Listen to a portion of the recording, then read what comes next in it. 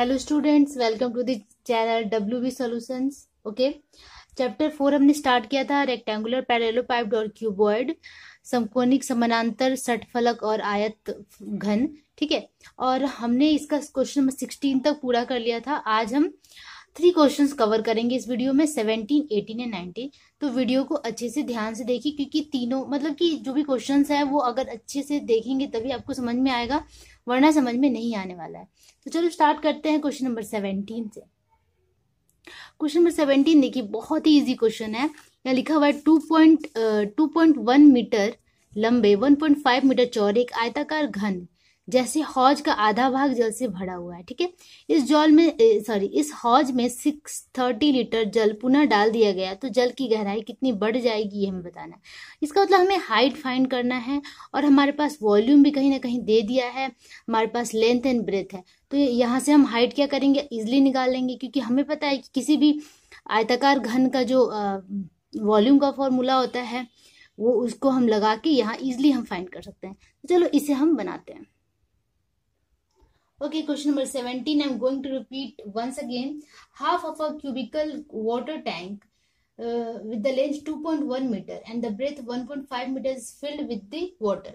मतलब एक इस तरह का है, और इसमें क्या है कि हाफ ये फिल्ड है और इसका लेंथ एंड ब्रेथ दे दिया है, लेंथ ब्रेथ जो भी है वो दे दिया है, और हमें इसकी हाइट पता करनी है। जब हम क्या करेंगे, 630 लीटर वाटर पॉर इनटू इट, मतलब हम 630 लीटर वाटर अगर इसमें हम डालते हैं तो ये वाटर लेवल कितना ऊपर बढ़ जाता है, ये हमें बस इतनी हाइट हमें फाइंड करनी है। ये तो हमें पहले से पता है हाइट, लेकिन ये वाली हाइट हमें, क्योंकि हाफ भरा हुआ है तो ये कितना और आगे बढ़ेगा ये हमें फाइंड करना है। ठीक है, तो हमें यहाँ पे क्या लिखेंगे कि लेंथ ऑफ द टैंक है ना, टैंक ही है, हौज को टैंक कहते हैं।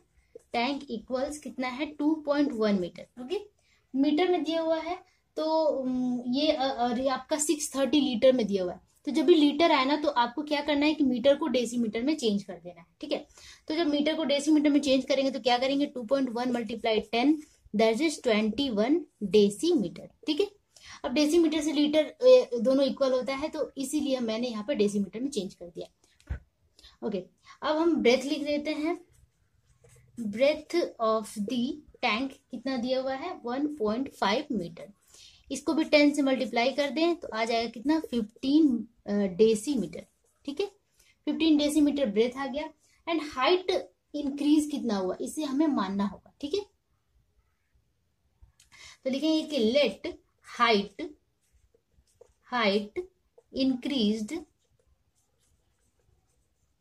increases equals h decimetre. h decimetre height increase हुआ आफ्टर पोरिंग 630 लीटर। लिख सकते हैं ये वाला लाइन भी, after pouring 630 litres into the tank. आप ये लिख सकते हैं, वरना ना भी लिखे तो चलेगा। ठीक है, तो हमने इतना इंक्रीज हुआ ये हमने मान लिया। ठीक है, अब हमें पता है कि अकॉर्डिंग टू प्रॉब्लम हम यहाँ पे लिख सकते हैं, अकॉर्डिंग टू प्रॉब्लम कि LBH इक्वल्स क्या होता है, वॉल्यूम होता है। वॉल्यूम का फॉर्मूला ही होता है लेंथ ब्रेथ हाइट इक्वल्स 630, क्योंकि यही वॉल्यूम डाला गया था। तो यहाँ पे लेंथ दे दिया है कितना, 21, ब्रेथ है 15, और h तो हमने h को ही मान लिया है 630।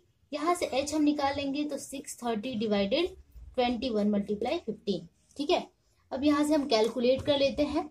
तो कैलकुलेशन करने के बाद बहुत ही इजीली कैलकुलेट हो जाएगा, ये आपका आ जाएगा 2 डेसीमीटर। ठीक है, 2 डेसीमीटर। ओके, मैं काट के दिखा देती हूँ 2 डेसीमीटर कैसे आया। ये 21 3 जा 63 होता है, और ये 30 हो गया, 0 है तो 15 2 जा 2, तो ये 2 डेसीमीटर हाइट हो गया। तो हमने क्या माना था, हाइट इंक्रीजेस 2 डेसीमीटर। लिख देंगे कि हाइट इंक्रीजेस 2 डेसीमीटर। ओके, ये आपका रिक्वायर्ड सोल्यूशन हो गया क्वेश्चन नंबर 17 का। एक बार और मैं स्क्रॉल करके पूरा आंसर दिखा देती हूँ। ठीक है, इस तरह है। ओके, ये ओके, अब हम मूव करते हैं क्वेश्चन नंबर 18 पे। ओके, क्वेश्चन नंबर 18 देखिए क्या लिखा हुआ है। गांव के एक आयताकार मैदान की लंबाई और चौड़ाई 20 मीटर एंड 15 मीटर है। इस मैदान के भीतर चारों कोनों पर खंभा डालने के लिए 4 मीटर लंबे घन आकृति के गड्ढे खोदे गए और जो निकली मिट्टी का शेष जमीन पर समान रूप से डाल दिया गया। तो मैदान की ऊंचाई कितनी बढ़ जाएगी ये हमें बताना है। ठीक है, तो इससे पहले एक ड्राइंग के थ्रू मैं आपको समझाती हूँ। मान लीजिए इस तरह का स्ट्रक्चर होगा। ठीक है, कैसा है, आयताकार मैदान है ये।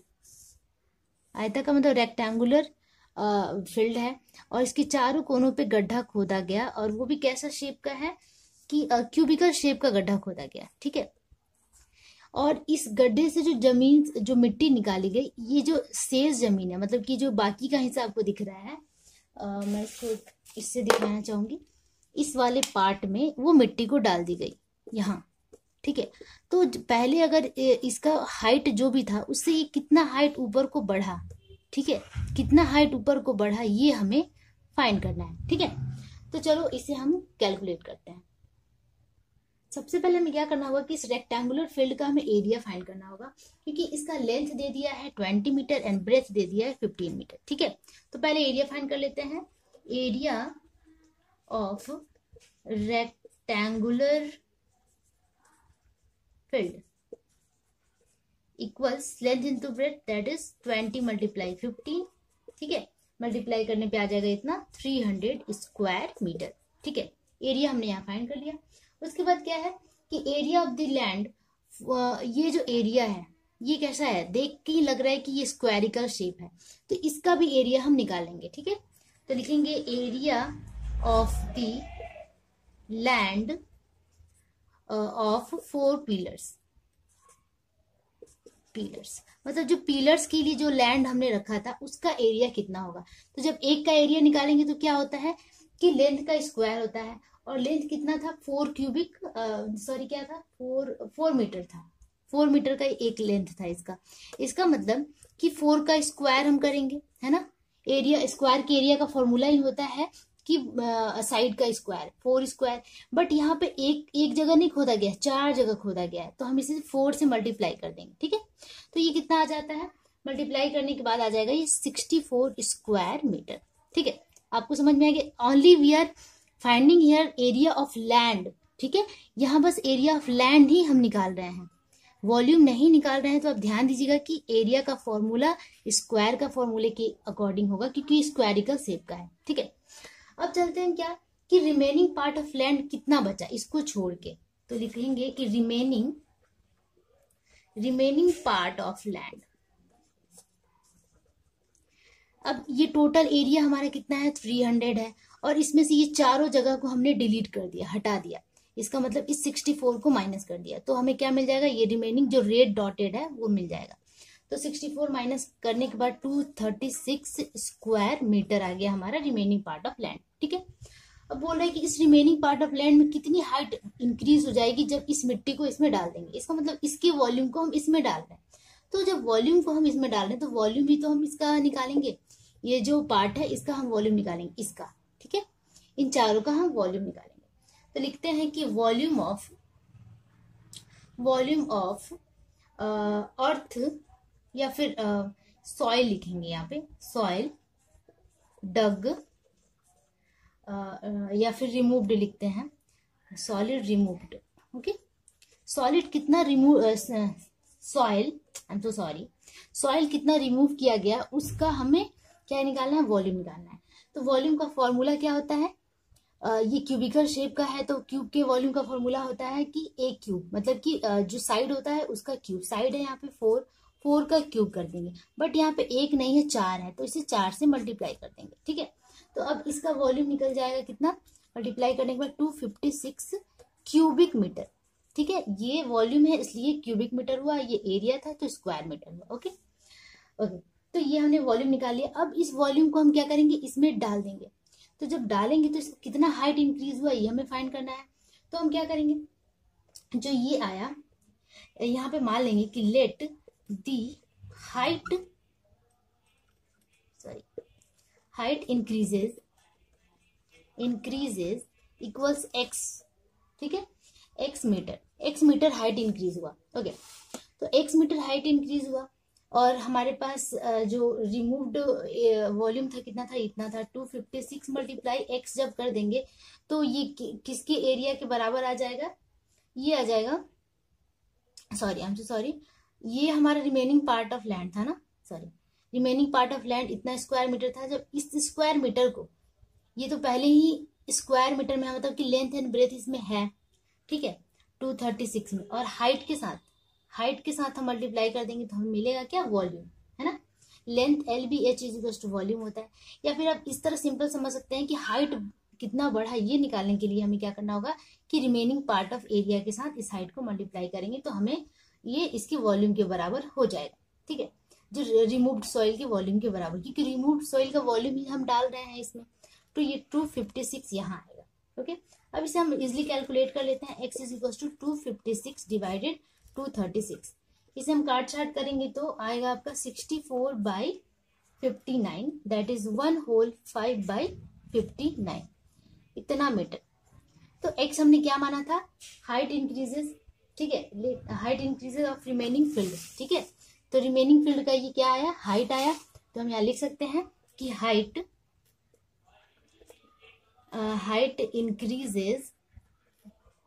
increases remaining field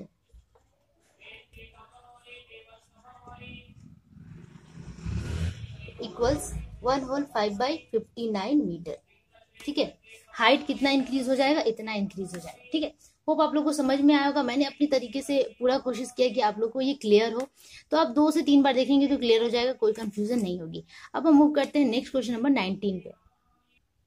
ओके, तो 19 में देखिए क्या है कि 48 मीटर लंबी एंड 31.5 मीटर चौड़ी एक नीची जमीन के 6.5 डेसीमीटर ऊंचा करने के लिए तय हुआ। मतलब कि हमारे पास लेंथ दे दिया, ब्रेथ दे दिया और हाइट इतना ऊंचा करना है। ओके, तो पास में एक 27 मीटर लंबी, इतना मीटर चौड़ी जमीन को गड्ढा खोद कर मिट्टी निकाली जाएगी। तो गड्ढा कितना गहरा खोदना होगा ये हमें निकालना है। मतलब कि मैं फिगर के थ्रू समझाती हूँ, ठीक है। तो क्या बोला जा रहा है कि एक जमीन है, जो भी है उसका लेंथ ब्रेथ एंड हाइट दे दिया है, नहीं ऊंचा करना है हमें, ठीक है। एक लो जमीन है, मतलब इस तरह का कोई जमीन होगा, ठीक है, इसका लेंथ दे दिया है, ब्रेथ दे दिया, और कितना हाइट ऊंचा करना है वो भी दे दिया है। कितना है ऊंचा करना है 6.5 डेसीमीटर, हमें इसका हाइट को इंक्रीज करना है। तो सामने का कोई गड्ढा है, उसमें से हमें जमीन को खोद के इसमें डालनी है। तो इसका भी लेंथ ब्रेथ एंड हाइट दे दिया है। इसका मतलब हम दोनों का, ये जो जमीन से क्या निकाल रहा है, वॉल्यूम ही तो निकाल रहा है ना, यहाँ से मिट्टी खोद के इसमें डालेगा। इसका मतलब दोनों का अगर वॉल्यूम हम इक्वल कर दे तो कितना डेप्थ, कितनी गहराई मिट्टी खोदा था, उसकी गहराई हम निकाल सकते हैं। दैट इज यहाँ से हम गहराई या डेप्थ या हाइट जो भी कह सकते हैं, कितना गहरा खोद के इसको इसमें डाला, ये हम इजिली निकाल सकते हैं। तो हमें क्या करना है, वॉल्यूम को इक्वल कर देना है। तो चलो करते हैं।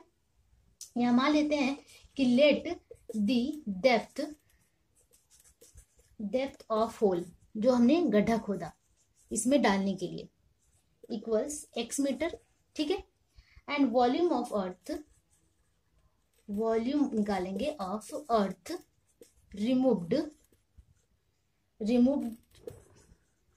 फ्रॉम दी होल, उस होल से कितना वॉल्यूम ऑफ अर्थ, कितना मिट्टी हमने खोदा वो हम यहाँ से निकाल लेते हैं। यहाँ पे लेंथ दे दिया 27 एंड ब्रेथ दे दिया है 18.2 एंड हाइट हमने यहाँ पे, मतलब कि डेप्थ हमने क्या x मान लिया, ठीक है। अब दूसरा यहाँ पे जो स्टार्टिंग में ही दे दिया था कि जिस जमीन को हमने ऊंचा उठाना है, जिसमें मिट्टी डालनी है, उसका भी दिया हुआ है। तो लिखेंगे अकॉर्डिंग टू प्रॉब्लम, ज्यादा लंबा करने की जरूरत ही नहीं है।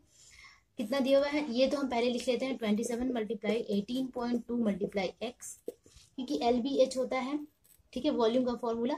और पहले वाले का जो वॉल्यूम का फॉर्मूला, इससे भी पुट कर देंगे। 48 लेंथ दिया हुआ है, 31 पॉइंट इसका, ठीक है, 31.5 है ना, ब्रेथ दिया हुआ है एंड हाइट दिया हुआ है 6.5 मीटर, 6.5 डेसीमीटर दिया हुआ है, I am so sorry, decimetre दिया हुआ है 6.5 डेसीमीटर। तो डेसीमीटर को जब सेंटीमीटर में चेंज करेंगे तो आ जाएगा आपका कितना, 0.65 मीटर, सॉरी सेंटीमीटर नहीं, मीटर में चेंज करेंगे, ठीक है। 6.5 डेसीमीटर को अगर हम 10 से डिवाइड कर देते हैं तो वो हमारा 0.65 मीटर में चेंज हो जाता है, ठीक है। अभी सारे मीटर में आ गए। अब यहाँ से हमें बस x निकाल लेना है। x equals 48 multiply 31.5 multiply 0.65 divided 27 multiply 18.2 multiply, sorry बस इतना।